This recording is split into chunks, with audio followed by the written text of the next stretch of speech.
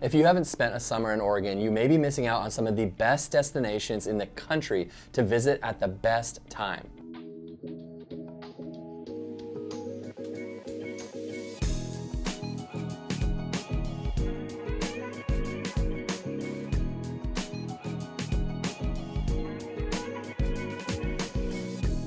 For those of you that don't know me yet, my name is Joe Skipper, and I'm the owner of Skipper Realty Group, brokered by eXp Realty out of Oregon. And today we're going to go into some of the top destinations in Oregon that you must visit this summer. Now, this is not all inclusive and maybe a little bit biased, but if you can make all or any of these destinations, you are not going to have a complaint about any of them.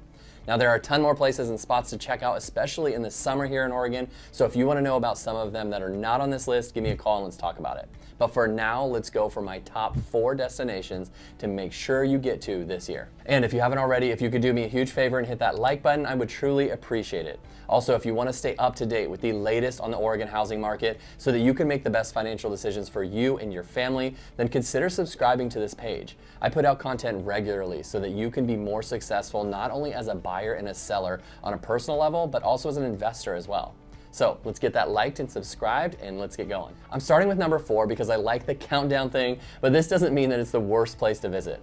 All of these are good, but someone has to take a backseat to the number 1 on this list, so here we are. But number 4 is Bend, Oregon. Now, Bend is one of the, if not the top destination and places to move to in the state of Oregon for a lot of good reasons. So they may be upset that they're number 4 on the list, but whether I put Bend as 4 or 44, thousands upon thousands of people visit Bend all through the year. I think the Bend residents might appreciate that their town not being hyped up in this video because Bend is a busy place for tourists and they might need a break. Unfortunately, that is probably not in the cards for Bend, as it is a hot spot literally and figuratively in the summer. Now, Bend is located in central Oregon, so it's a reasonable distance for most people throughout our state. It's considered the high desert of Oregon, so you'll find a climate that is dry, hot, and not humid during the summer.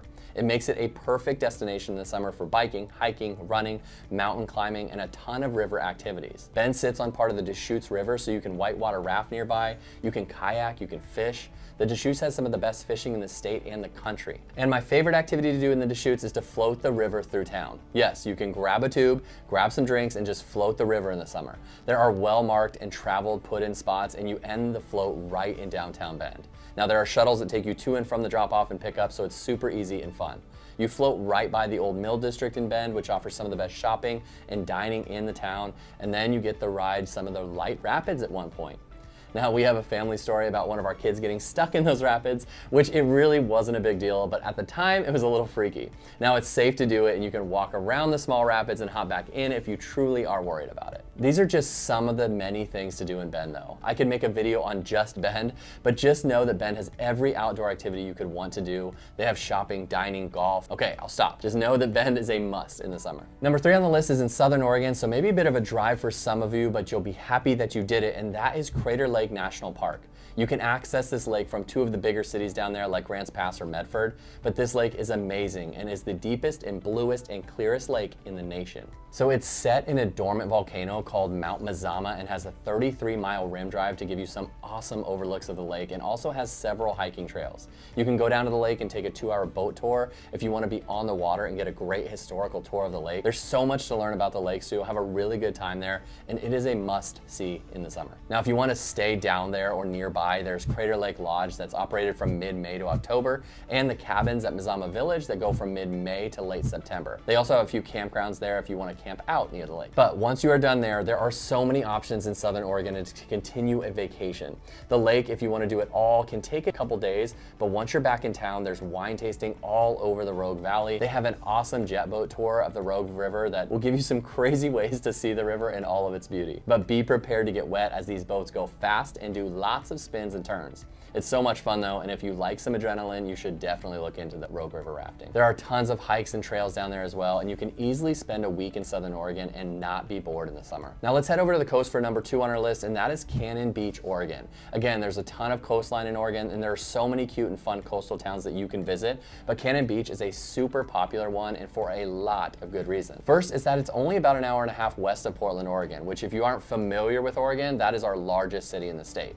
So it's super convenient to get for people in the Willamette Valley area. The summers on the coast are a great way to get away from the heat of the valley, as most times on the coast, like when things are 90 to 100 degrees in the valley, it may be 60 to 70 degrees on the coast, so it's a really nice cool down.